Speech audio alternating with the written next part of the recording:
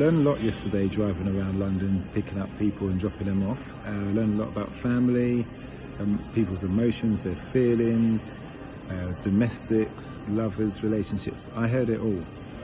And I'm going to tell you this short story. There's this guy, his mum's German, his dad's white English, and his mum's white German, just to clarify. And he's turned out very tanned. And for many years, he's always suspected, this can't be right, my dad can't be my dad.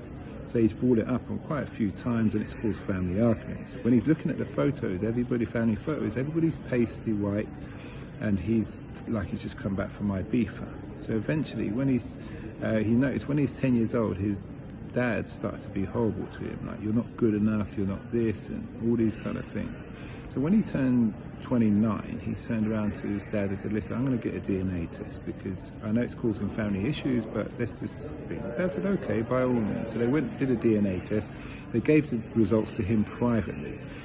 When they gave the results to him, he found out he's actually Hawaiian, and now his dad is not his dad. His mum throws her hands in the air and says it was immaculate conception.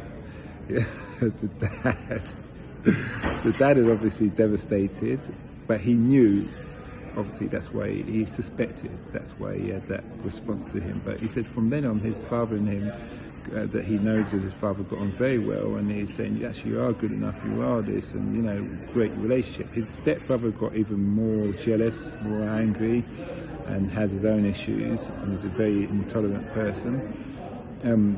Like I said, the mum said it was immaculate conception, which I still can't get my head around. So my question is, it turns out the mum has always been on drugs, doing drugs as well. The father, the birth father, has 11 children, including him, and then 9 different women, and he's dead. So that's taken from him, that he will never be able to meet his birth father. But his siblings say, don't worry, Dad was a bastard, he was a terrible man, you're better off not knowing him, you didn't have to go through the heartache that we've gone through. So, and all those kind of things. So I've got a couple of questions for you. First question is, how would you handle things in justification for the father? Because the father, the man who thought that was his son, has spent money for 29 years upkeeping a child that's not his on the lie of a woman. Should the mum be punished, and how should she be punished? And where do you think your mind is as a son? Now, I'm telling you this story, but this story is actually on interview. It will be published probably in a month or so, because we've got a backlog where you hear the man's real passion and everything he speaks about. But there's a lot to be taken into this story. And this is why I'm going over time, because I spoke to about 5 different people about this story in a taxi, and I've had some man turn around and say, listen, I don't know what I'd do.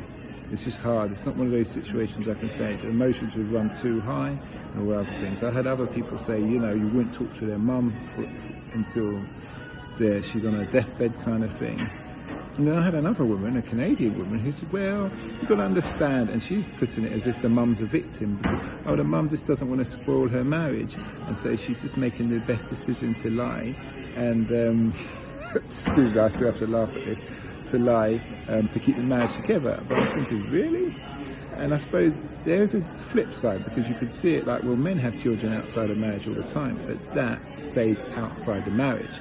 You're not putting a burden on anybody else to pay for that child in that respect, on the basis that you're deceiving or straight up lying.